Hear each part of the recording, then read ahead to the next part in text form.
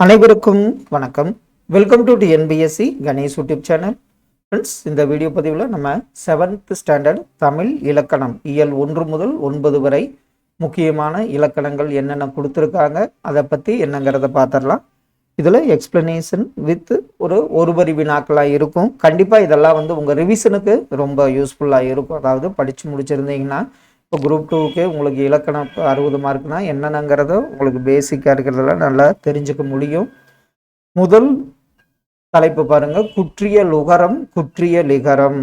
குற்றிய லுகரம் அப்படிங்கிறது பார்த்தீங்கன்னா உங்களுக்கு நம்ம அந்த 6 எழுத்து சொல்லுவோம். குசுடு துபுரு, இந்த 6 எழுத்து வர்றதை வச்சு நம்ம என்னன்னு சொல்ல முடியும், குற்றிய லுகரம்னு சொல்லுவோம். அதாவது குற்றிய லுகரத்தை குறுமை கூட்டல் இயல் கூட்டல் உகரம், அதாவது இகரம் என்னாகும், உகரமா மாறுதுன்னா அதான் பார்த்தீங்கன்னா குற்றிய லுகரம். இது பார்த்தீங்கன்னா குற்றிய லுகரம் அரை மாத்திரை அளவில் அந்த குற்றிய லுகரம் ஒலிக்கும். இதுல பார்த்தீங்கன்னா குற்றிய லுகரத்துக்கு 6 வகைப்படும். இப்போ நான் இந்த குசுடு துபுரு அப்படிங்கிறது எப்படி வந்ததுன்னு பார்த்தீங்கன்னா, நம்ம வல்லினம் கசட தபர, இதுல இக் பிளஸ் உ என்னாச்சு, கூ ஆச்சு. இச் பிளஸ் உ சு, இத் பிளஸ் உ டூ, இப் பிளஸ் உ து பூ அப்படிங்கிறது தான் மாறி வந்திருக்கு. அதனால இந்த குசுடு துபுருங்கிறது எப்படி வந்ததுங்கிறத பார்த்துருங்க. அதாவது ஊங்கிறது சேர்ந்து கு சு டு து பு ருன்னு நமக்கு கிடைச்சிருக்கும். இந்த குற்றிய லுகரம் பார்த்தீங்கன்னா 6 வகைப்படும். இதில் 6 வகை என்னங்கிறத பார்த்துடலாம். தனி நெடிலை தொடர்ந்து வரும் குற்றிய லுகரம் நெடில் தொடர் குற்றிய லுகரம், அது தனி நெடிலா இருக்கும். இப்போ இதில் பார்த்தீங்கன்னா அதில் குசுடு துபுரில் தூ வந்திருக்கு, ரூ வந்திருக்கு, டூ வந்திருக்கு. அந்த இதில் பார்த்தீங்கன்னா 2 எழுத்து தான் வரும். அதில் பின்னாடி வர்றது பார்த்தீங்கன்னா உங்களுக்கு குற்றிய லுகர சொல்லா இருக்கும், குற்றிய லிகர சொல்லா இருக்கும். முன்னாடி நெடிலா இருக்கும். கா ஆ பா, இதுல குசுடு துபுரு இந்த 6 லெட்டர் வந்ததுனாவே நம்ம என்னன்னு சொல்லிடுவோம், இதை நெடில் தொடர் குற்றிய லுகரன்னு சொல்லுவோம். ஆயுத தொடர் குற்றிய லுகர்னா கண்டிப்பா அதுக்கு முன்னாடி என்ன வரும், ஆயுத எழுத்து. குசுடு துபுருக்கு முன்னாடி ஆயுத எழுத்து வந்துச்சுனாவே என்னன்னு சொல்லலாம், ஆயுத எழுத்தை தொடர்ந்து வரும் குற்றிய லுகரம் ஆயுத தொடர் குற்றிய லுகரம். எக்கு, அக்து, கக்ஸு இதெல்லாம் பார்த்தீங்கன்னா ஆயுத தொடர் குற்றிய லுகரம். நெடில் எழுத்து வந்தா நெடில் தொடர், அதே ஆயுத எழுத்து வந்தா ஆயுத தொடர் குற்றிய லுகரம். இதுல உயிர் தொடர் குற்றிய லுகரம், இது தனி நெடில் அல்லாத உயிர்மை எழுத்தை தொடர்ந்து வரும் குற்றிய லுகரம் உயிர் தொடர் குற்றிய லுகரம். அப்ப இதுல என்ன வராது, தனி நெடில் வராது, உயிர்மெய் எழுத்தை தொடர்ந்து வரும் குற்றிய லுகரம் உயிர் தொடர் குற்றிய லுகரம். அந்த 216 உயிர்மை எழுத்துக்கள் இதுல வரும். இதுல குசுடு துபுருங்கிறது முடியும். தனி நெடில் அல்லாத உயிர்மை எழுத்து தொடர்ந்து வர்றது தான் நாம் என்ன சொல்லுவோம், உயிர் தொடர் குற்றிய லுகரம். வன் தொடர்னா கசட தபர, அதாவது உங்களுக்கு பார்த்தீங்கன்னா கு சு டு து பு வந்திருக்கு. அதுக்கு முன்னாடி எழுத்து பார்த்தீங்கன்னா வன் தொடர் கா ச ட த ப. அது மாதிரி வல்லின மெய்கள் இக்கு இச்சு இட்டு இத்து இப்பு இர், இந்த மாதிரி வல்லின மெய்யெழுத்துக்களை தொடர்ந்து வரும் குற்றிய லுகரம் வன் தொடர் குற்றிய லுகரம். அப்ப நம்மளுக்கு என்ன தெரியும், கசட தபரங்கிறது வல்லினம் அப்படிங்கிறது தெரியும். அதற்கு முன்பு, அதாவது குற்றிய லுகர சொல்லுக்கு முன்பு இது மாதிரி வல்லின மெய்கள் வந்தா அது வன் தொடர் குற்றிய லுகரம். அப்ப மென் தொடர் குற்றிய லுகரம்னா நமன நமன, இதுல இங்கு இன்னு இன்னு இன்னு இம்மு, இது மாதிரி மெல்லின மெய்யெழுத்துக்களை தொடர்ந்து வரும் குற்றிய லுகரம் வன் தொடர். சரி, இதுல மென் தொடர் குற்றிய லுகரம். இதுல பாத்தீங்கன்னா உங்களுக்கு குசுடு துபுரு இந்த எழுத்து வருது. அதுக்கு முன்னாடி பாத்தீங்கன்னா இன்னு இன்னு இன்னு இந்து, இது மாதிரி மெல்லின மெய்யெழுத்துக்களை தொடர்ந்து வரும் குற்றிய லுகரம் மென் தொடர் குற்றிய லுகரம். இது இடைத்தொடர் குற்றிய லுகரம்னா என்ன, மெல்லின மெய் எரள வளல, இதுல மெல்லின மெய்யெழுத்துக்களை தொடர்ந்து வரும் குற்றிய லுகரம் மென் தொடர் குற்றிய லுகரம். அப்போ அந்த 6 எழுத்துக்களுக்கு முன்பாக என்ன வரும், மெல்லின மெய் இ இரு எள்ளு இல், இது மாதிரி வந்ததுன்னா இதை என்னன்னு சொல்லுவோம், இடைத்தொடர் குற்றிய லுகரம் அப்படின்னு சொல்லுவோம். அப்போ உங்களுக்கு குற்றிய லுகரம் 6 வரும், இகரம் உகரமாக தெரியும். அப்போ நெடில் தொடர்னா நெடில் எழுத்துக்கள் வரும், ஆயுத தொடர்னா எக்கு வரும், உயிர் தொடர்னா அந்த 216 தனி நெடில் அல்லாத உயிர்மெய் எழுத்து வரும். வன் தொடர்னா கசட தபர, மின் தொடர்னா நமன நமன, இடைத்தொடர்னா யரள வளல. அந்த கடைசி சொல்லுக்கு முன்னாடி என்ன வருதுன்னு பொறுத்து நம்ம என்ன சொல்லிடுவோம், இதை இடைத்தொடர் குற்றியல் உகரம் அப்படின்னு 6 வகையில நெடில் தொடர், ஆயுத தொடர், உயிர் தொடர், வன் தொடர், மென் தொடர் மற்றும் இடைத்தொடர் குற்றியல் உகரம்னு நம்ம பிரிப்போம். அடுத்தது குற்றிய லிகரம். குற்றிய லுகரம் பார்த்தோம். இதை எப்படி பிரிக்கலாம், குறுமை கூட்டல் இயல் கூட்டல் இகரம். அதாவது இது இகரமா தெரியும். அதாவது உகரம் இகரமா இரு இடங்களில் மட்டும் குற்றியல் இகரம் வரும். இரு இடங்கள் எது? இது 2 இடம். இப்போ நாடு கூட்டல் யாது அப்படின்னு ஒரு சொல் இருந்ததுன்னா இது குற்றியல் உகரம். இதுல என்ன ஆகும், யாதுங்கிற சொல்லு வரும். அப்போ நாடு இது என்ன ஆகும், இட் பிளஸ் ஈயா தெரிஞ்சிரும். அப்போ நாடி யாது, நாடிங்கிறது இட் பிளஸ் ஈயா வரும், நாடுங்கிறது இட் பிளஸ் ஊன்னு நமக்கு தெரியும். அப்போ அந்த இட் பிளஸ் ஊ என்ன ஆகும், இட் பிளஸ் ஈயா தெரிஞ்சிரும். அப்போ கொக்கு கூட்டல் யாது, இதை நம்ம என்னன்னு சொல்லுவோம், கொக்கி யாது. இது மாதிரி குற்றியல் இகரம் வர்றதுக்கு 2 இது கொடுத்துருக்காங்க. ஒன்று நாடு கூட்டல் யாது, கொக்கு கூட்டல் யாது. இப்படி வந்ததுன்னா நம்ம இதை இப்படி பிரிக்கலாம். இன்னொரு வகையில பார்த்தீங்கன்னா 2 வகையில மியாங்கிற ஒரு அசைச்சொல் வரும். கேல் கூட்டல் மியா, இது ஒரு அசைச்சொல் மியாங்கிறது. அப்ப இல் என்னாச்சு, இன்னுன்னு ஆயிரும், கேன்மியா. இந்த இல் 2 சுழியின் சென்மியா. இது மாதிரி குற்றிய லிகரம் 2 இடங்கள்ல வரும். அதுல யாங்கிற நாடு கூட்டல் யாது, யாங்கிற ஒரு சொல் இடம்பெற்றிருக்கும். இன்னொன்னுங்கிறது கேல் கூட்டல் மியா, செல் கூட்டல் மியான்னா அந்த மியாங்கிற அசைச்சொல் வரும். இதிலும் பார்த்தீங்கன்னா தன்னுடைய ஒரு மாத்திரை அளவில் இருந்து அரை மாத்திரை அளவில் ஒலிக்கும். அப்போ குற்றியல் இகரங்கிறதுக்கு 2 கண்டிஷன், ஒன்று யாதுன்னு வரும், இல்லைன்னா இந்த மியாங்கிறது வரும். இப்போ இதில் பார்த்தீங்கன்னா மீயில் உள்ள இம் கூட்டல் ஈ உள்ள இகரம் குற்றியல் இகரம் ஆகும். இப்போ மீங்கிறத நம்ம என்னன்னு பிரிப்போம், இம் கூட்டல் ஈன்னு பிரிப்போம். அப்போ அந்த உகரம் இகரமா தெரியும், இது குற்றியல் இகரம். குற்றியல் உகரத்தில் உள்ள உகரம் இகரமாக மாறும். இதுல நம்ம என்ன பண்ணலாம், இதுல கொக்கு அப்படிங்கிறது உகரம் இகரமா மாறுச்சுங்கிறத பார்த்தோம். இந்த மியா, கேள்மியா, சென்மியா அப்படிங்கிறதெல்லாம் பார்த்தீங்கன்னா இப்போ செய்யுள்ல பயன்படுத்துவாங்க, உரைநடையில இது பயன்படுத்தப்படுவதில்லை. இலக்கியத்திலெல்லாம் பயன்படுத்துவாங்க, உரைநடையில இந்த கேள்மியா, சென்மியா அப்படிங்கிற சொல்ல அசை சொல்ல பயன்படுத்தப்படுவதில்லை. இதுதான் பார்த்தீங்கன்னா குற்றிய லுகரம், குற்றிய லிகரம். இது ப்ரீவியஸ் 6th ஸ்டாண்டர்ட்லேயே நம்ம அகோணம்னா என்ன, காரம்னா என்ன, கா அப்படிங்கிறது, அதாவது தனி எழுத்து வந்தால் கரம், இதே நெடில் வந்தால் காரம், அவுகாரம், இதெல்லாம் என்னங்கிறத பார்த்தோம்.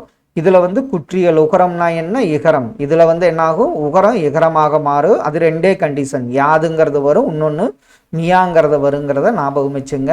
அடுத்தது 4 வகை குறுக்கங்கள். இதுல சார்பெழுத்துல நம்ம 10 உயிர்மை, ஆயுதம், உயிரளபடை, ஒற்றளபடை, உகார குறுக்கம், ஐகார குறுக்கம், அவுகார குறுக்கம், மகர குறுக்கம், ஆயுத குறுக்கம்னு பார்த்தோம். அந்த குறுக்கங்கள் தான் அந்த சார்பெழுத்து 10ல இதுல ஒரு 4 வகை, ஐகாரம், அவுகாரம், மகர குறுக்கம், ஆயுத குறுக்கம். ஐகார குறுக்கம் அப்படின்னா அந்த சொல் பார்த்தீங்கன்னா முதல்லையும் வரும், சொல்லின் இடையிலையும் வரும், இறுதியிலையும் வரும். இப்போ வையம் அப்படிங்கிறது ஐகார குறுக்கம். வையம்னு சொல்லின் முதல்ல வந்தா 1.5 மாத்திரை அளவில் ஒலிக்கும். கலைஞன் இதுல இடையில வந்தது 1 மாத்திரை அளவில் ஒலிக்கும். இறுதியில வருது பறவை, அதுவும் 1 மாத்திரை அளவில் ஒலிக்கும். தன்னுடைய மாத்திரை அளவில் இருந்து எப்படி ஒலிக்குங்கிற கேள்விதான் கேட்பாங்க. இப்போ முதல்ல வந்தா ஐகார குறுக்கம் எவ்வளவு மாத்திரை அளவில் ஒலிக்கும்னா 1.5 மாத்திரை. இதே இடையில வந்தா 1 மாத்திரை, இறுதியில் வந்தா 1 மாத்திரை அளவில் ஒலிக்கும். அடுத்தது அவுகார குறுக்கம். இது இடை இறுதியில வராது, சொல்லின் முதலில் மட்டும் வரும். ஔவையார் அப்படிங்கிறது அவ்வுங்கிற சொல் என்னாகும், சொல்லின் முதல்ல வர்றப்போ 1.5 மாத்திரை அளவில் ஒலிக்கும். இடை மற்றும் இறுதியில இந்த அவுகார குறுக்கம் வராதுங்கிறதையும் ஞாபகம் வச்சுங்க. அடுத்தது மகர குறுக்கம். இது நம்ம பார்த்தது தான், போன்மை, மருண்மை.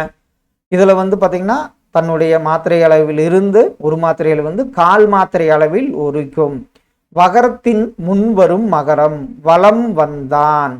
இதுல வகரத்திற்கு முன் வரும் மகரம். இது வந்து பார்த்தீங்கன்னா வலம் வந்தான். ஒரு மாத்திரையிலிருந்து கால் மாத்திரை அளவில் ஒலிக்கும். அதே மாதிரி 3 சுழியின் 2 சுழியின் மெய்களின் பின்வரும் மகரம். போன், மருண்ம, போன்ம.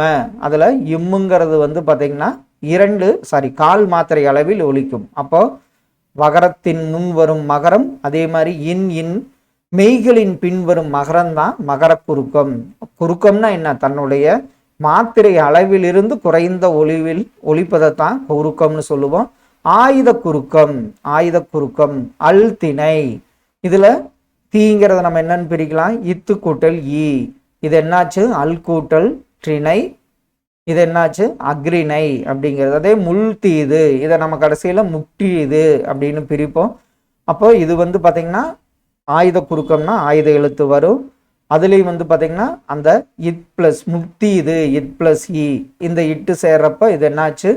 தீங்கிறது மாறி முள்றீது அப்படின்னு மாறிச்சு. இதுவும் வந்து ஆயுத குறுக்கம் வந்து தன் கால் மாத்திரை அளவில் ஒலிக்கும். அப்போ ஆயுத குறுக்கம் கால் மாத்திரை, மகர குறுக்கம் கால் மாத்திரை. இது வந்து பார்த்தீங்கன்னா அவுகார குறுக்கம் 1.5 மாத்திரை. ஐகார குறுக்கம் பார்த்தீங்கன்னா சொல்லின் முதல்ல 1.5 மாத்திரை, இடையில 1 மாத்திரை அளவில், இறுதியில 1 மாத்திரை அளவில் ஒலிக்குங்கிறத ஞாபகம் வச்சுங்க. இதுல பார்த்ததான் 4 வகை குறுக்கங்கள்: ஐகார குறுக்கம், அவுகார குறுக்கம், மகர குறுக்கம், ஆயுத குறுக்கம்.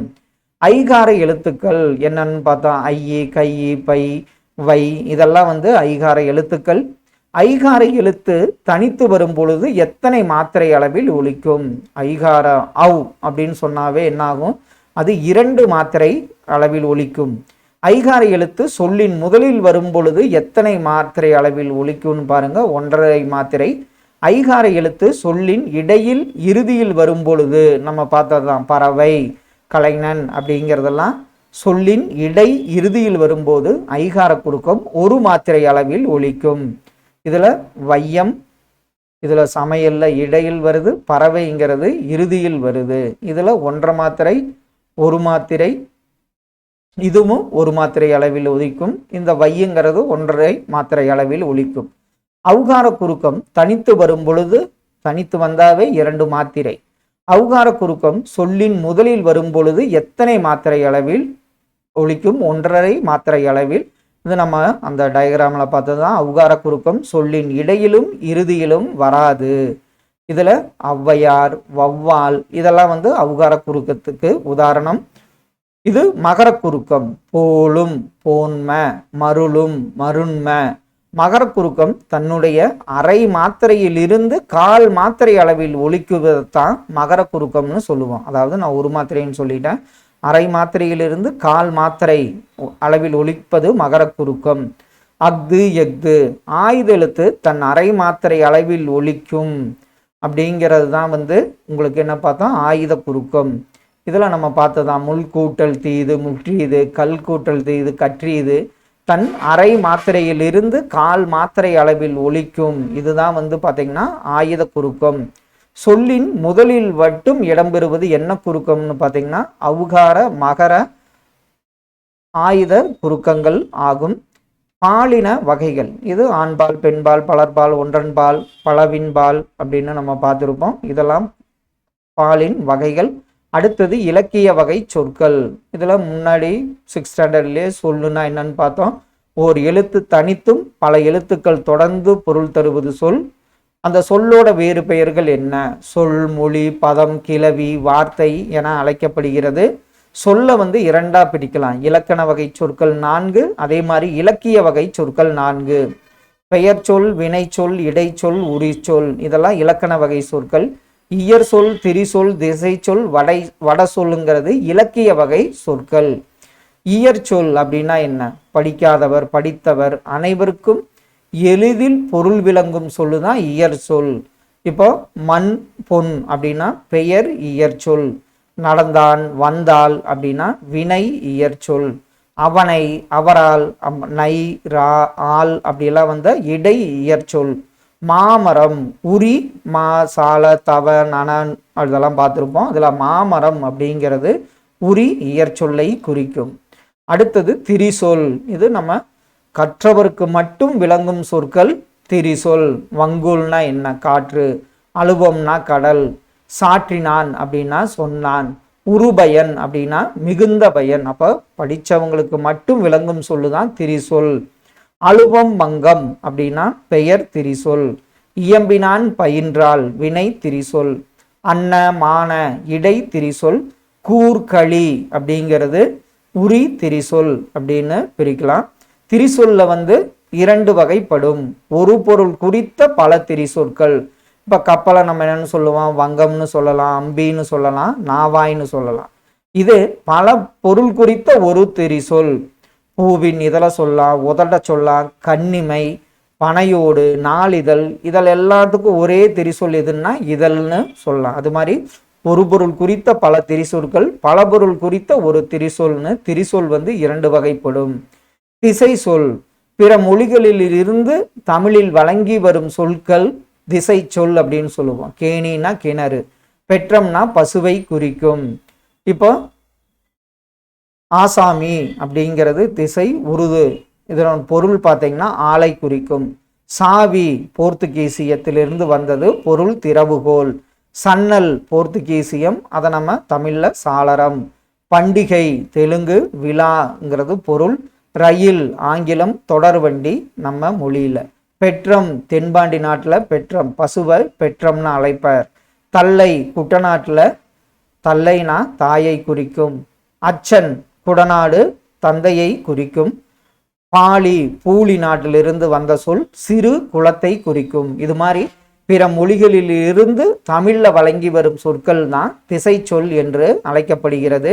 இதுல நம்ம பார்த்த என்னென்ன இடங்கள், தென்பாண்டி நாடு, குட்டநாடு, குடநாடு, கற்காநாடு, வேநாடு, இது மாதிரி 12 நாடுகள், 18 மொழி நாடுகள், தமிழ்நாடு, சிங்களம், சோனகம், சாவகம், இது மாதிரி 18 நாடுகள், மொழி நாடுகள், 12 நிலங்களில் இருந்து குறிக்கும் வந்த சொல்லத்தான் நம்ம என்னன்னு சொல்லுவோம்? திசை சொல்.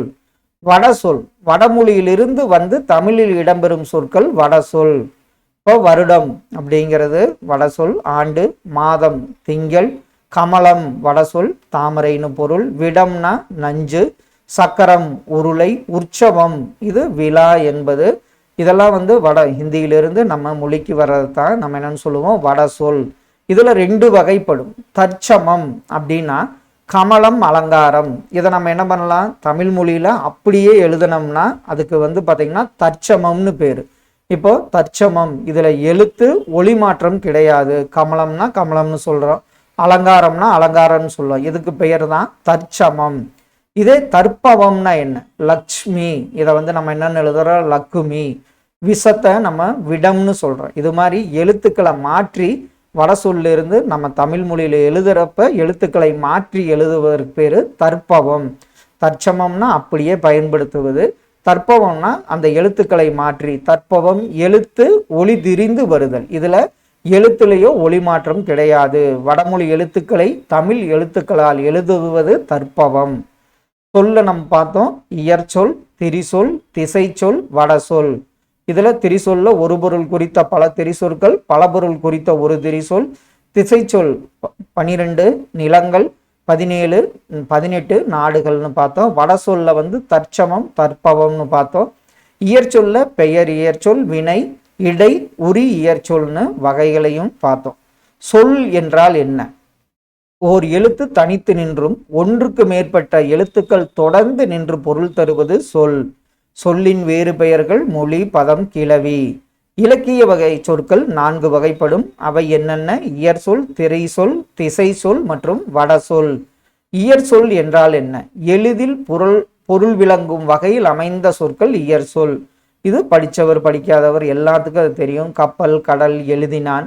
இயற்சொல் எத்தனை வகைகளில் வரும்? பெயர், வினை, இடை, உரி என 4 வகையில் வரும். இதுல பெயர் இயற்சொல். மண், பொன். நடந்தான் வந்தான்ங்கிறது வினை இயற்சொல். அவனை, அவனால் இடை இயற்சொல். மாநகர் அப்படிங்கிறது மானா உரி இயற்சொல்லை குறிக்கும். திரிசொல் கற்றோருக்கு மட்டும் விளங்குவது திரிசொல் இலக்கியங்களில் வரும். திரிசொல்லுக்கு எடுத்துக்காட்டு வங்கூல், அலுபம், சாற்றினான், உருபயன். வங்கூல்னா காற்று, அலுபம்னா கடல், சாற்றினான்னா சொன்னான், உருபயன்னா மிகுந்த பயன். திரிசொல் எத்தனை வகைகளில் வரும்? இதுல பெயர், வினை, இடை, உரி என 4 வகையில் வரும். அலுவம், வங்கம் இதெல்லாம் நம்ம பார்த்ததான் பெயர் திரிசொல். இயம்பினான் பயின்றால் வினை திரிசொல். அன்னமான இடை திரிசொல். கூர்களிங்கிறது உரி திரிசொல்லை குறிக்கும். திரிசொற்களை 2 வகையா பிரிக்கலாம். ஒரு பொருள் குறித்த பல திரிசொற்கள், பல பொருள் குறித்த ஒரு திரிசொல். இதுல ஒரு பொருள் குறித்த வங்கம், அம்பி, நாவாய் என்பது கப்பலோட பல பொருள் குறிக்கிற சொல். பல பொருள் குறித்த ஒரு சொல்ல பாத்தீங்கன்னா இதழ என்னன்னு சொல்லலாம்? பூவினிதழ், உதடு, கண்ணிமை, பனையேடு, நாளிதழ் இதெல்லாம் ஒரு திரிசொல், இதழை மட்டும் குறிக்கும். திசை சொற்கள் பிற மொழிகளில் இருந்து தமிழில் இடம்பெறும் சொற்கள் திசை சொற்கள். அதுல சாவி, சன்னல், பண்டிகை, ரயில் இதெல்லாம் திசை சொற்கள் ஆகும். முற்காலத்தில் பாண்டிய நாட்டை தவிர மற்ற பகுதிகளில் வழங்கிய திசை சொற்கள் யாவை? பாண்டிய நாட்டில் கேணிய, கிணறு, கேணிபாங்க, பசுவ, பெற்றம் என அழைத்தனர். வடமொழியிலிருந்து தமிழில் இடம்பெற்ற சொற்கள் தான் வட சொற்கள் என அழைக்கப்படுகிறது. வட சொற்களுக்கு உதாரணங்கள் வருடம், மாதம், கமலம், விடம், சக்கரம் போன்றவையாகும். வட சொற்கள் இது பார்த்தோம். தற்சமம், தற்பவம் அப்படியே பயன்படுத்தினா தற்சமம், எழுத்தை மாத்தி எழுதி பயன்படுத்துதுன்னா தற்பவம். கமலம், அலங்காரம் இந்த சொல்ல வடமொழி போல தமிழில் எழுதுவது தற்சமம். லட்சுமிய லக்குமின்னு, விசத்த விடம்னு தமிழில் எழுத்துக்களில் மாற்றி எழுதுது தற்பவம். இயற் சொல் இதுல சோறுங்கிறது இயற் சொல், அலுவங்கிறது திரிசொல், பெற்றம்ங்கிறது திசை சொல், ரத்தம்ங்கிறது வட சொல்லை குறிக்கும். அடுத்தது ஓரெழுத்து ஒரு மொழி. இதுல 42 ஓரெழுத்து ஒரு மொழி உள்ளன. பவனந்தி முனிவர் இவர் தான் நன்னூல் இயற்றியவர். இவர் தான் ஓரெழுத்து ஒரு மொழி. இதுல 42 ஓரெழுத்து ஒரு மொழியில 2 எழுத்து குறிலெழுத்து, 40 எழுத்துக்கள் நெடிலெழுத்துக்கள். இந்த நோ மற்றும் தூ குறில் எழுத்துக்கள். ஓர் எழுத்தே பொருள் தரும் சொல்லாக அமைவதைத்தான் நம்ம என்னன்னு சொல்றோம்? ஓரெழுத்து ஒரு மொழி. ஓர் எழுத்தே பொருள் தரும்.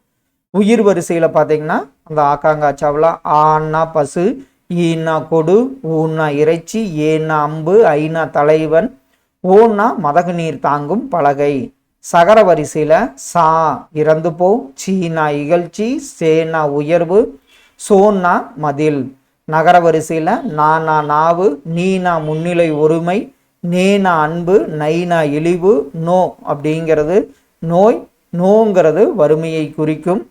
அடுத்தது ககர வரிசையில கானா சோலை, கூனா பூமி, கைனா ஒழுக்கம், கோனா அரசனை குறிக்கும். தகர வரிசை தாவரிசையில பார்த்தீங்கன்னா தானா கொடு, தீனா நெருப்பு, தூணா உன், தூணா தூய்மை, தேனா கடவுள், தைனா தைத்தலை குறிக்கும். பாவரிசையில பானா பாடல், பூனா மலர், பேனா மேகம், பைனா இளமை, பூனா செல்லுன்னு அர்த்தம். அடுத்தது மகர வரிசையில பாருங்க மாமரம், மீனா வான் இது கேட்கப்பட்டது இப்ப குரூப் 2ல. மூனா மூப்பு, மேனா அன்பு, மைனா அஞ்சனம், மோனா முகத்தலை குறிக்கும். யா என்பது அகலத்தை குறிக்கும். வகர வரிசையில வரிசையில வானா அழைத்தல், வீணா மலர், வைனா புல், வவுனா கவர்னு என பொருள்படும். இது மாதிரி 42 ஓரெழுத்து ஒரு மொழிகள். ஓர் எழுத்தே ஒரு பொருளை தந்தா அதைத்தான் நம்ம என்னன்னு சொல்றோம்? ஓரெழுத்து ஒரு மொழி. அடுத்தது பகாபதம். பகாபதம்னா பிரிக்க முடியாத சொல்லத்தான் பகாபதம். அதாவது இதுல மரம், கழனி, உன், எழுது இதையெல்லாம் நம்ம என்ன பண்ண முடியாது? பிரிக்க முடியாது. அப்போ பிரிக்க முடியாத சொற்கள் பகாபதம். பகாபதம் பாத்தீங்கன்னா 4 வகைப்படும். நிலம், நீர், நெருப்பு, காற்று இதெல்லாம் பெயர் பகாபதம். நட, வா, படி, வால் இதெல்லாம் வினை பகாபதம். இதை நம்ம பிரிக்க முடியாது. இடை பகாபதம் மண், கொல், தில், போல் இதெல்லாம் இடை பகாபதத்தை குறிக்கும். உரி பகாபதம் உரு, தவ, நனி, களி இதெல்லாம் உரி பகாபதம். அப்போ பிரிக்க முடியாத சொற்கள் தான் பகாபதம் என அழைக்கப்படுகிறது. அடுத்தது பகுபதம். பகுபதம்னா அந்த சொல்ல நம்ம என்ன பண்ண முடியும்? பிரிக்க முடியும். பிரித்தால் உறுப்புகள் வரும் சொல் பகுபதம் ஆகும். பகுபத உறுப்புகள் மொத்தம் எத்தனை? இது கேட்கப்பட்ட ஒரு கேள்வி. 6 பகுபத உறுப்புகள். அது பகுதி, விகுதி, இடைநிலை, சந்தி, சாரியை, விகாரம். பகுதி எப்படி இருக்கும்? இதைத்தான் நம்ம வேர் சொல்லுன்னு சொல்லுவோம். கட்டளை சொல்லின் முதலில் வருவது முதல்நிலை பகுதி. சொல்லின் இறுதியில் வருவது விகுதி, சொல்லின் இடையில் வந்து காலம் காட்டும் அல்லது எதிர்மறை காட்டுவது இடைநிலை, பகுதிக்கும் இடைநிலைக்கும் இடையில் மெய்யெழுத்தாக வருவது சந்தி, இடைநிலைக்கும் விகுதிக்கில் வரும் அசைச்சொல் தான் சாரியை, சொல்லின் ஏற்படும் எழுத்து மாற்றம் விகாரம். அப்போ பகுபத உறுப்புகள் 6: பகுதி, விகுதி, இடைநிலை, சந்தி, சாரியை, விகாரம். சந்தினா அது மெய்யெழுத்தா வரும், அந்த சொல்லின் ஏற்படும் எழுத்து மாற்றம் விகாரம், இடைநிலைக்கும் விகுதிக்கும் இடையில் வரும் அசைச்சொல் சாரியை ஆகும். பகுபதம் வந்து 2 வகைப்படும். அதுல பெயர் பகுபதம், வினை பகுபதம். இதுல பொருட்பெயர் பகுபதம், இடப்பெயர் பகுபதம், காலப்பெயர் பகுபதம், சினைப்பெயர் பகுபதம், குணப்பெயர் பகுபதம், தொழிற்பெயர் பகுபதம்னு நம்ம பிரிக்கலாம். பொன்னன், பொன் கூட்டல் அன். நாடன், நாடு கூட்டல் அன், இது இடத்தை குறிக்கிறது. சித்திரையாள், இது காலத்தை, சித்திரை கூட்டல் ஆள். சினை, கண்ணன், கண் கூட்டல் அன். குணப்பெயர் இனியன், இனிமை கூட்டல் அன். தொழிற்பெயர் உழவர், உழவு கூட்டல் அர் அப்படின்னு பெயர் பகுபதம் 6 வகைப்படும். இதுல வினை பகுபதத்துல தெரிநிலை வினை பகுபதம், குறிப்பு வினை பகுபதம். நடந்தான், நடந்த, நடந்து, நடந்திலன், நடவாது, நடந்தவன், நடவாத, இதெல்லாம் வந்து தெரிநிலை வினை பகுபதம். மெல்ல வந்தான், கரிய நிறத்தான், இப்படியெல்லாம் வர்றது மெல்ல, மொல்ல, அல்ல, மெல்ல, அல்லன், அல்லாத, அன்றி, பொன்னவன், இதெல்லாம் வந்து குறிப்பு வினை பகுபதம். இதுல பாத்தீங்கன்னா இடைநிலைகள், இது ஒரு குரூப் 2ல ஒரு கேட்கப்பட்ட கேள்வி. கிறு, கின்று, ஆனின்று எந்த கால இடைநிலை? இதுல இட்டு, இத்து, இரு, இன்னு இதெல்லாம் வந்து இறந்த கால இடைநிலை. கிறு, கின்று, ஆனின்று நிகழ்கால இடைநிலை. இப்பு, இவ்வு, இக்குங்கிறது எதிர்கால இடைநிலை. ஆ, அல், இல் இது வந்து எதிர்மறை இடைநிலை. இந்த இடைநிலை ரொம்ப முக்கியம். அதுல இட்டு, இத்துன்னா எந்த கால இடைநிலை, கிறு, கின்று, ஆனின்று, இப்பு, இவ்வு, இக்கு எந்த இடைநிலை, ஆ, அல், இல் எந்த இடைநிலைங்கிறதே நோட் பண்ணி வச்சுக்கோங்க. விகுதி, இதுல நம்ம பார்த்தோம் பொன்னன், பொன் கூட்டல் இன் கூட்டல் அண்ணுன்னா அன், ஆண் அப்படின்னு முடிச்சா ஆண்பால் வினைமுற்று விகுதி. அல், ஆல் அப்படி வந்தா பெண்பால் வினைமுற்று விகுதி. அர், ஆர் பலர்பால் வினைமுற்று விகுதி. டூ அப்படின்னு முடிச்சா ஒன்றல்பால் வினைமுற்று விகுதி. ஆ முடிஞ்சா பலவின்பால் வினைமுற்று விகுதி. என், ஏன் தன்மை ஒருமை வினைமுற்று விகுதி. ஆ கொண்டு முடிஞ்சா பெயரச்ச விகுதி. அடுத்தது ஊன்னா வினையச்ச விகுதி.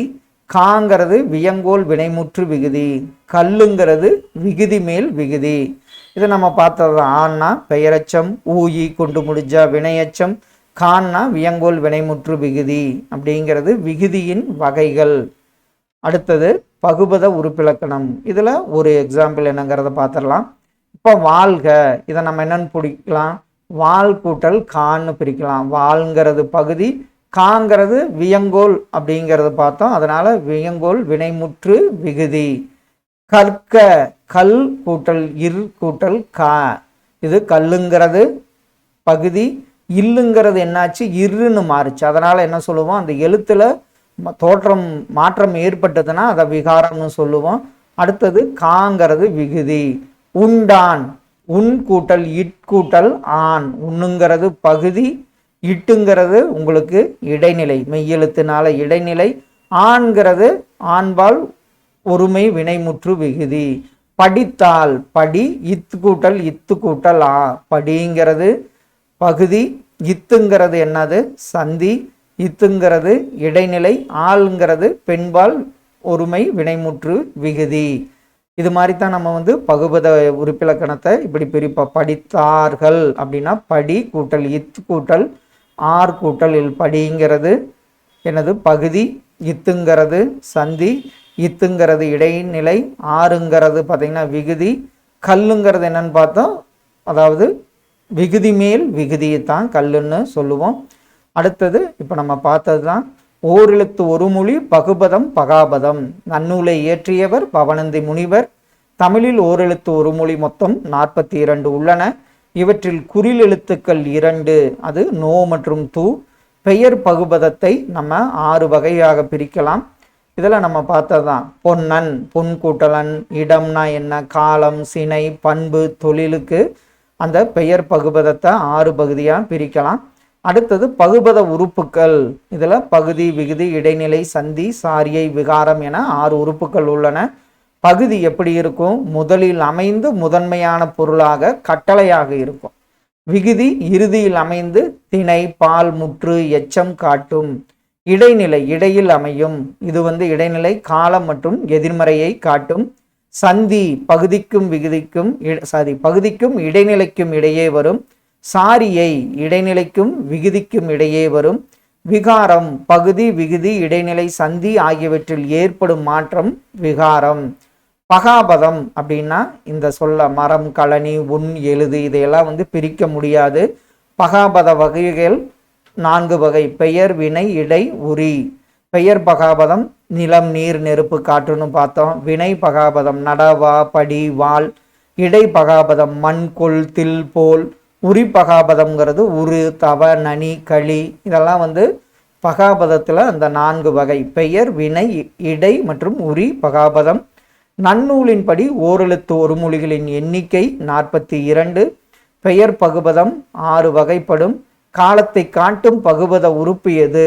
இடைநிலையாகும். பெயர் பகுபதம் இதில் பெரியார். வினை பகுபதம் வாழ்ந்தான். இடை பகுபதம் மண், நனி, சால, உரு, தவ இதெல்லாம் உரி பகாபதமாகும். இதில் தன்மை நாம், நாங்கள், என், எம், எங்கள் இதெல்லாம் தன்மையை குறிக்கும். இதே நீ, நீங்கள், நீர், நீ, வீர், உன், உங்கள்லாம் முன்னிலையை குறிக்கும். அவன், அவள், அவர்கள், அது, அவை, இவன், இவள், இவை இதெல்லாம் படர்க்கையை குறிக்கும். அடுத்த இயல்ல பார்த்தீங்கன்னா தொழிற்பெயர். தொழிலை அதாவது ஒரு செயலின் அல்லது வினையின் பெயராக அமைவது தொழிற்பெயர். இது படர்க்கை இடத்தில் மட்டும் தொழிற்பெயர் வரும். படித்தல், ஆடல், நடிப்பு, எழுதுதல், பொருத்தல் இதெல்லாம் தொழிற்பெயரை குறிக்கும்.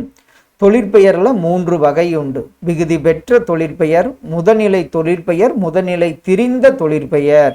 விகுதி பெற்ற தொழிற்பெயர்னா என்ன? இந்த விகுதிகள் எல்லாம் தள்ளு, அல்லு, ஊ, கை, வை, கூ, பூ, தீ, சி, வி, மை இந்த மாதிரி விகுதிகள் வரும். விகுதிகள்னா நடத்தல், தல் வந்துச்சா, உண்ணல், அல், வாழ்வு, ஊ, வாழ்க்கை, கை, பார்வை, வை, போக்கு, கூ வந்திருக்கு, நட்பு, மறதி, உணர்ச்சி, கல்வி, செய்யாமை இதெல்லாம் பார்த்தீங்கன்னா விகுதி பெற்ற தொழிற்பெயர்கள். அது என்னென்ன விகுதி? தள்ளு, அல்லு, ஊ, கை, வை, கூ, பூ, தீ, சி, வி, மை இதெல்லாம் விகுதி பெற்ற தொழிற்பெயர். முதநிலை தொழிற்பெயர் ஏவல் ஒருமை வினையாக அமையும் வினை சொல்லின் பகுதியை முதல்நிலை தொழிற்பெயராக அமைத்ததல். அதாவது உங்களுக்கு வானில் இடி இடித்தது, சோறு கொதி வந்தது, ஓர் அடி அடித்தான், தம் பேச்சால் புகழ் பெற்றார். இது ஏவல் ஒருமை வினையாக அமைந்து வினை சொல்லின் பகுதியை முதல்நிலை ஒரு அடி அடித்தான், கொதி கொதித்தது இதெல்லாம் என்னன்னு சொல்லுவோம்? முதல்நிலை தொழிற்பெயர். இப்போ முதல்நிலை திரிவினால் உருவாகும் தொழிற்பெயர் தான் முதல்நிலை திரிந்த தொழிற்பெயர். இப்போ விடுனா வீடு, மின்னுனா மீன், கொல்லுனா கோல், உடன்படு உடன்பாடு, பெருன்னா பேரு, சுடுன்னா சூடு இது மாதிரி இருக்கிறதெல்லாம் நம்ம என்ன சொல்லுவோம்? முதல்நிலை திரிந்த தொழிற்பெயர்னு சொல்லுவோம். தொழிற்பெயர்ல வாழ்க்கை விகுதி பெற்ற தொழிற்பெயர்னு பார்த்தோம். வானில் இடி இடித்தது முதல்நிலை தொழிற்பெயர். பெருங்கிறது பேருங்கிறது மாறது தான் முதல்நிலை திரிந்த தொழிற்பெயர். படித்தல், ஆடல், நடிப்பு, எழுதுதல், பொருத்தல் இதெல்லாம் தொழிற்பெயருக்கு உதாரணங்கள். தொழிற்பெயர் எதை காட்டாது? எண், இடம், காலம், பால் ஆகியவற்றை தொழிற்பெயர் காட்டாது. தொழிற்பெயர் எதில் மட்டும் வரும்? தொழிற்பெயர் பார்த்தீங்கன்னா படர்க்கை இடத்தில் மட்டும் வரும். தொழிற்பெயரின் வகைகள் விகுதி பெற்ற தொழிற்பெயர், முதல்நிலை தொழிற்பெயர், முதல்நிலை திரிந்த தொழிற்பெயர்னு 3 வகைகள் உள்ளன. விகுதி பெற்ற தொழிற்பெயர் வினை பகுதியுடன் தொழிற்பெயர் விகுதி சேர்ந்து வருவது. நடத்தல் தல் வருது, உண்ணல் அல் வருது. இது மாதிரி தொழிற்பெயர் விகுதிகள் நம்ம தள்ளு, அல்லு, அம்மு, ஐயி, கையி, வையி இதெல்லாம் தொழிற்பெயர் விகுதிகள். அதற்கு உதாரணமும் பார்த்தோம்.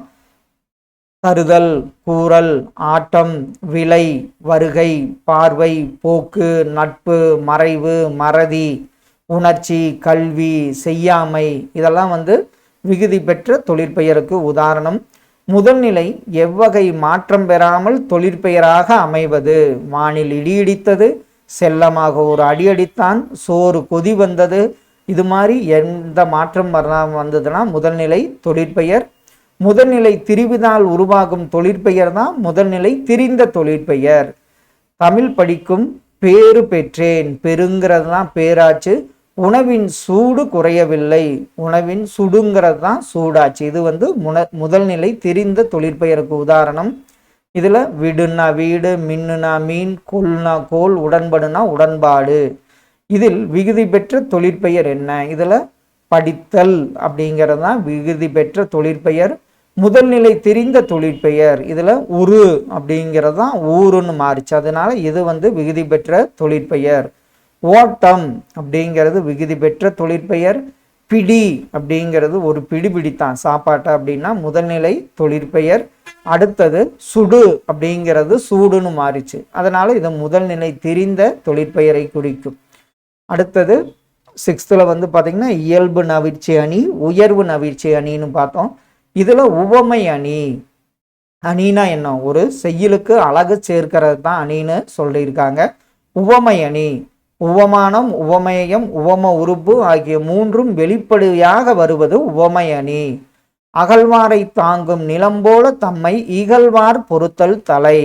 இதில் உவமானம் எதுன்னு பார்த்தீங்கன்னா நிலம், அகழ்வாரை தாங்கும் நிலம். உவம உறுப்பு மறைந்து வந்திருக்கு, தம்மை இகழ்வார் பொறுத்தல் தலை. இந்த குறட்பா பார்த்தீங்கன்னா அகழ்வாரை தாங்கும் நிலம் என்பது உவமானம், தம்மை இகழ்வார் பொறுத்தல் தலை என்பது உவமேயம், போல என்பது உவம உருபு. இப்போ நம்ம பார்த்தோம் மலர் பாதம், அதை நம்ம என்னன்னு சொல்லுவோம்? மலர் போன்ற பாதம் அப்படின்னு சொல்லுவோம். இதுதான் உவமை. அதில் அகழ்வாரை தாங்கும் தோன்றதப்ப அந்த நிலம் தாங்கிறது மாதிரி நம்மளை இகழ்வரவங்களை பொறுத்துக்கிறதுங்கிறத இதோட பொருள். அப்போ அகழ்வாரை தாங்கும் நிலம் என்பது உவமானம், தம்மை இகழ்வாரை பொறுத்தல் தலை என்பது உவமேயம், போல என்பது உவம உருபு. அப்போ உவமானம், உவமேயம், உவம உருபு ஆகிய மூன்றும் வெளிப்படையா வந்தால் அதற்கு பெயர் உவமை அணி. எடுத்துக்காட்டு உவமை அணி அப்படின்னா என்ன?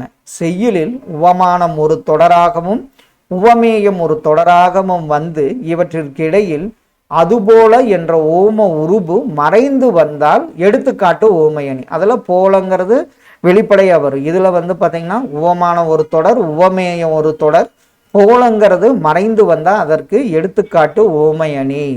இதில் தொட்டனை தூரும் மணற்கேணி மாந்தர்க்கு கற்றனைத்து ஊரும் அறிவு. அப்போ அதுபோலங்கிறது ஓம உருபு மறைந்து வந்துள்ளது. இதில் தொட்டனை தூரும் மணற்கேணி என்பது உவமானம், மாந்தர்க்கு கற்றனைத்து ஊரும் அறிவு என்பது உவமேயம். இவற்றுக்கிடையே அதுபோல என்ற ஓம உருபு மறைந்து வந்துள்ளது எடுத்துக்காட்டு.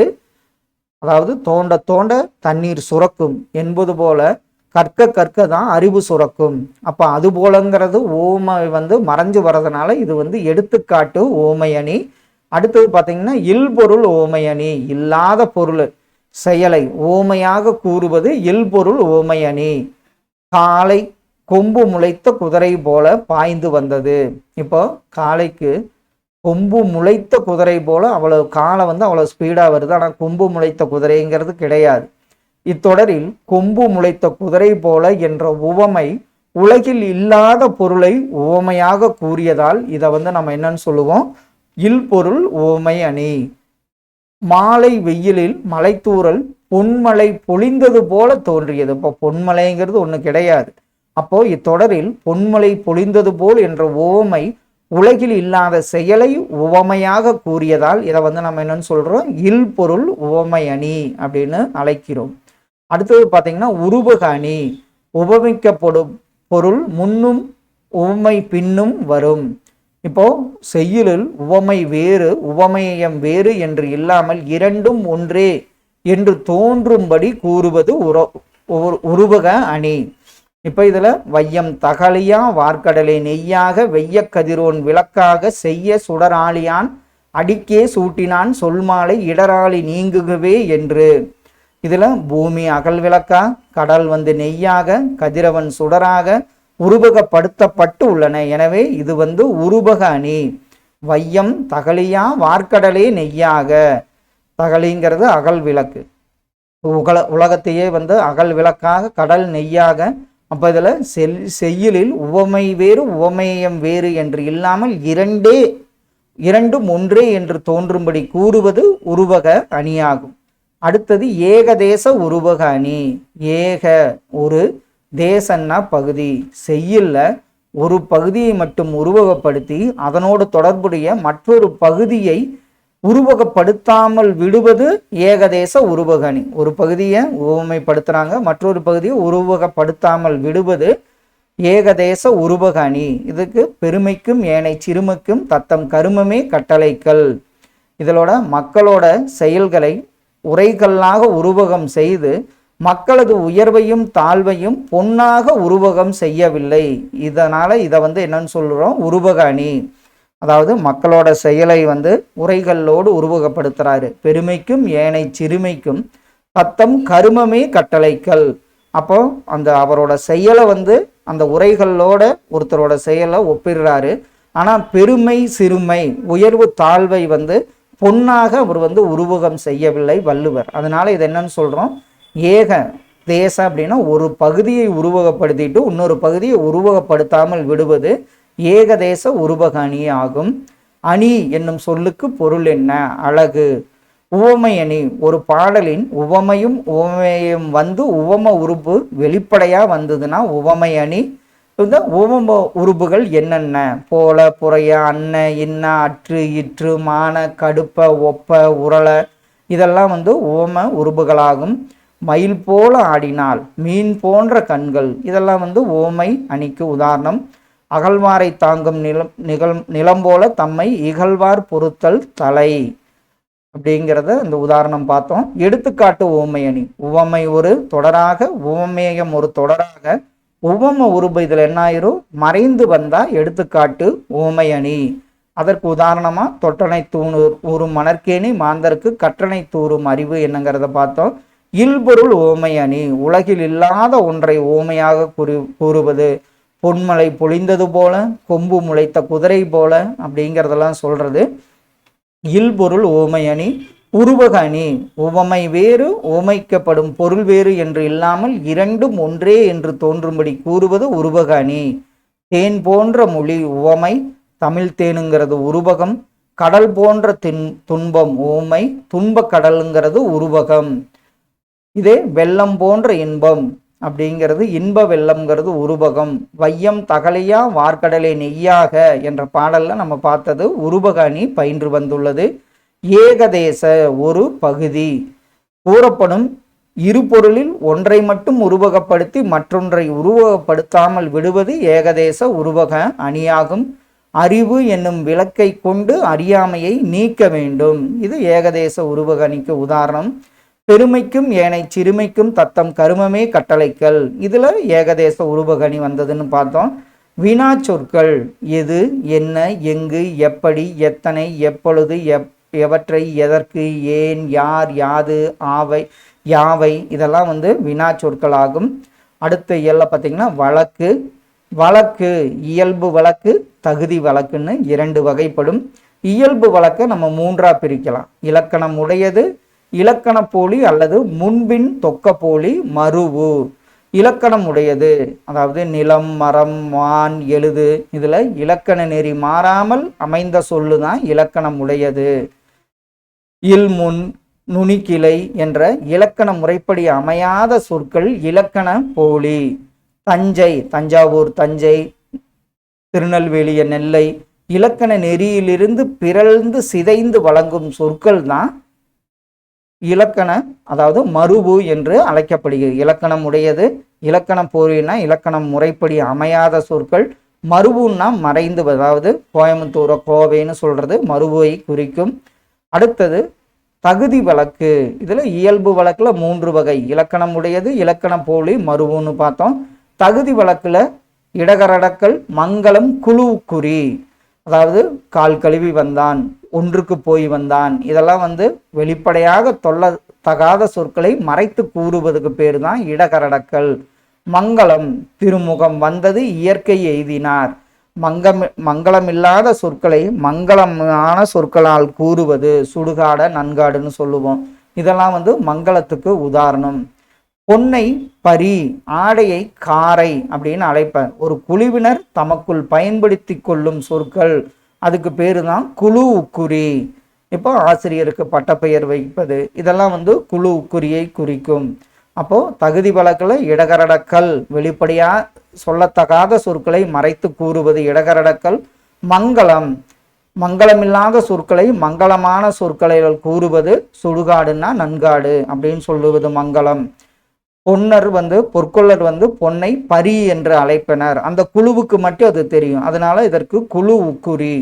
அடுத்தது போலி, 3 வகைப்படும். முதற் போலி, இடைப்போலி, கடைப்போலி. பசல் அப்படிங்கிறது பாங்கிறது பையா மாறும், மாங்கிறது மஞ்சுக்கு மைஞ்சுன்னு மாறும், மயல்ங்கிறது மையல்னு மாறும். முதல் எழுத்து மாறினாலும் பொருள் தருவது முதற்போலி. இடைப்போலி அதாவது அமைச்சு அப்படிங்கிறது அமைச்சு, இளஞ்சிங்கிறது இளைஞ்சி, அரையர்ங்கிறத அரையர்.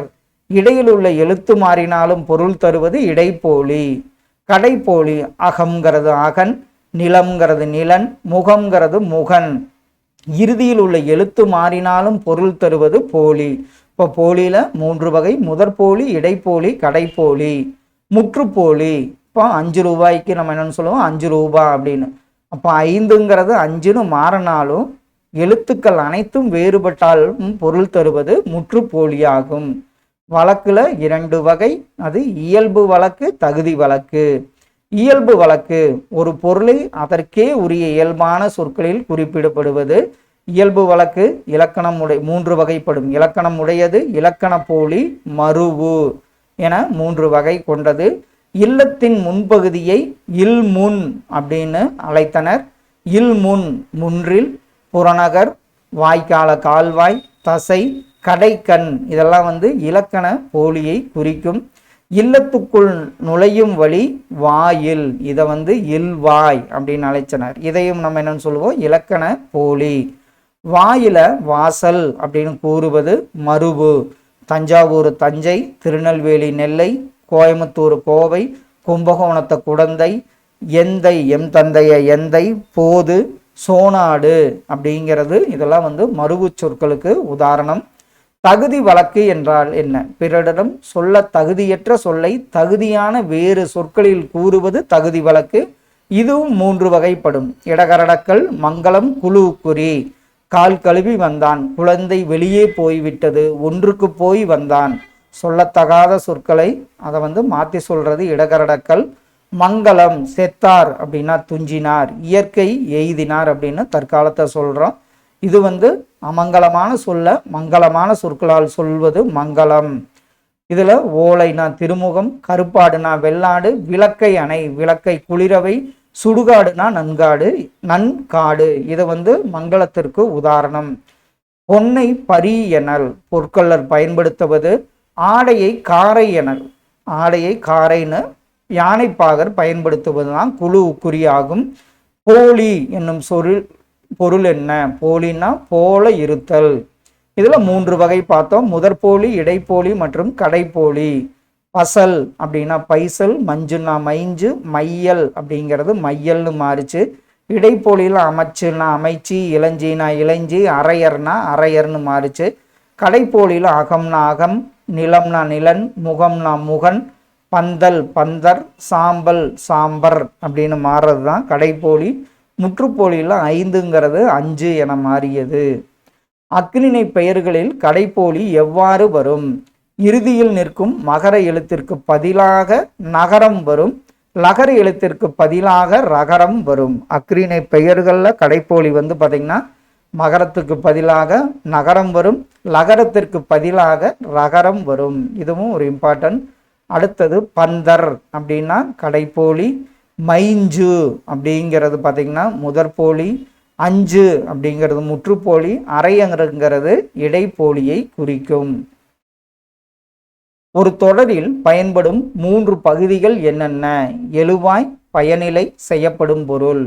எழுவாய் நீலன் யார், பாரி பாடத்தை படித்தான் அப்படிங்கிறதெல்லாம் வந்து ஒரு சப்ஜெக்ட், அதாவது எழுவாயை குறிக்கும்.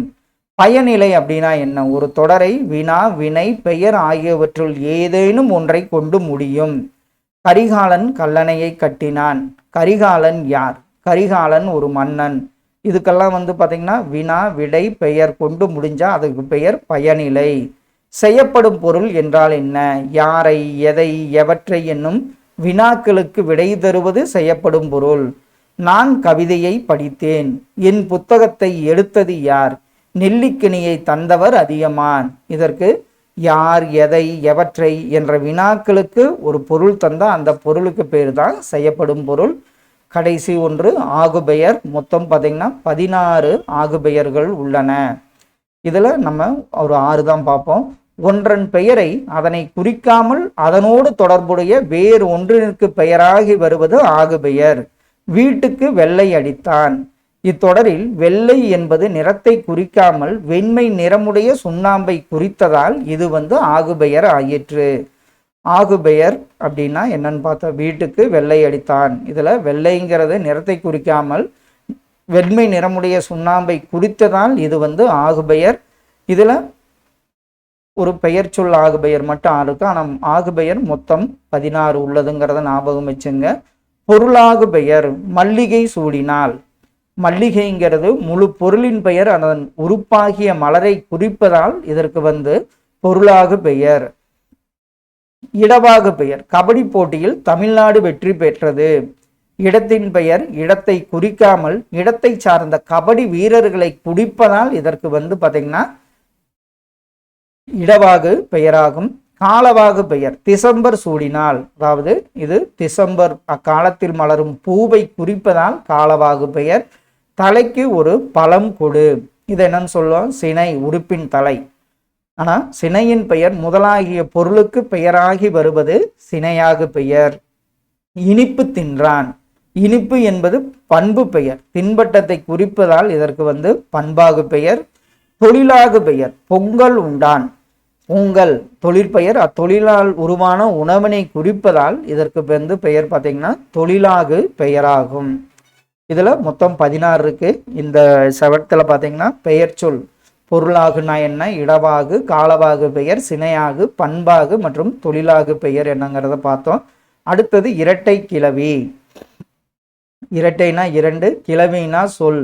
விறுவிறு, கலகல, படபட, குடுகுடு இதெல்லாம் வந்து இரட்டை கிளவி. இது பிரித்தால் பொருள் தொடாத சொல்லா இருந்தது தான் நம்ம என்னன்னு சொல்லுவோம் இரட்டை கிளவி. இதுல விறுவிறு, கலகல, படபட, குடுகுடு இதெல்லாம் அசை சொற்கள். இரண்டும் இரண்டாக இணைந்து வரும். பிரித்தால் பொருள் தராது. இதைத்தான் நம்ம இரட்டை கிளவி. இவ்வாறு இரட்டையாக இணைந்து வந்து பிரித்தால் பொருள் தராத சொற்கள் இரட்டை கிளவி. அடுக்கு தொடர். இப்போ பாம்பு பாம்பு என்று கத்தினான். எங்கே எங்கே என்று கேட்டனர். இல்லை இல்லை என்று சொன்னான். பிடி பிடி என்று துரத்தினார்கள். இப்போ இதில் சில சொற்கள் 2, 3, 4 முறை வந்துள்ளன. பிரித்தால் பொருள் தரும்.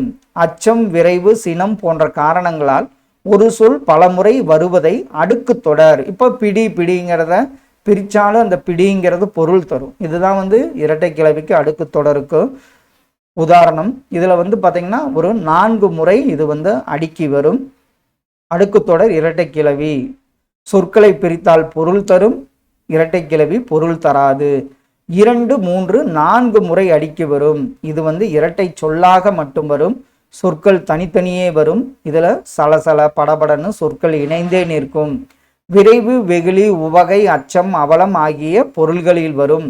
வினைக்கு அடைமொழியாக குறிப்பு பொருளில் வருவது இரட்டை கிளவி. இப்போ இதில் வந்து பார்த்தீங்கன்னா விரைவு, வெகுளி, உவகை, அச்சம், அவலம் ஆகிய பொருள்களில் வருவது அடுக்கு தொடர்.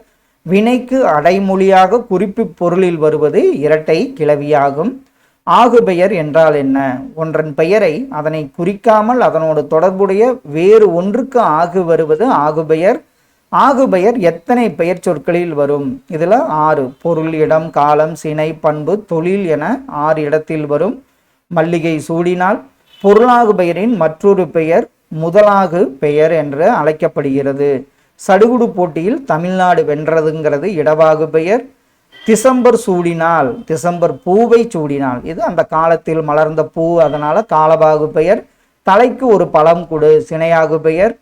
இனிப்பு தின்றால் பண்பாகு பெயர். பொங்கல் உண்டான் தொழிலாகு பெயரை குறிக்கும். இரட்டையாக இணைந்து வந்து பிரித்தால் தனிப்பொருள் தராத சொற்களை என்னன்னு சொல்லுவோம்? இரட்டை கிளவி. விறுவிறு, கலகல, சடசட, மடமட இதெல்லாம் வந்தது அதற்கு உதாரணம். அடுக்கு தொடர் இரட்டையாக இணைந்து வந்து பிரித்தால் தனிப்பொருள் தொற்கும் வரக்கூடிய சொற்களைத்தான் அடுக்கு தொடர். பாம்பு பாம்பு, பிடி பிடி, இல்லை இல்லை, எங்கே எங்கே இதெல்லாம் வந்து அடுக்கு தொடருக்கு உதாரணம். பொருளின் பெயர் அதன் உறுப்புக்கு ஆகி வருவது என்ன பெயர்னு பார்த்தீங்கன்னா பொருளாகு பெயராகும். இந்த வேலையை முடிக்க ஒரு கை குறைகிறது என்பது கைங்கிறதுனால சினையாகு பெயர். வினைக்கு அடைமொழியாக குறிப்பு பொருளில் வருவது இப்பதான் பார்த்தோம், இரட்டை கிளவியாகும். விரைவு, வெகுளி, அச்சம், உவகை, அவலம் ஆகிய பொருள் காரணமாக வருவது அடுக்கு தொடர். அடுக்கு தொடர்ல சொற்கள் எப்படியே இருக்கும்னு பார்த்தீங்கன்னா இணைந்தே இருக்கும். இரட்டை கிளவியில் சொற்கள் அடுக்கு தொடரில் சொற்கள் தனித்தனியா நிற்குங்கிறது தான் சரி. இரட்டை கிளவியில் சொற்கள் இணைந்தே நிற்கும் என்பது சரி. இது 2 ஆப்ஷன். அடுக்கு தொடரில் ஒரே சொல் 4 முறை அடுக்கி வரும் என்பது சரியான விடை. ஃப்ரெண்ட்ஸ், இந்த வீடியோ பதிவில் 7ஆம் வகுப்பு தமிழ் இலக்கணம் ஃபுல்லாக பார்த்தோம். கண்டிப்பாக இதெல்லாம் உங்கள் ரிவிஷனுக்கு யூஸ்ஃபுல்லாக இருக்குன்னு நம்புகிறோம். Thank you all.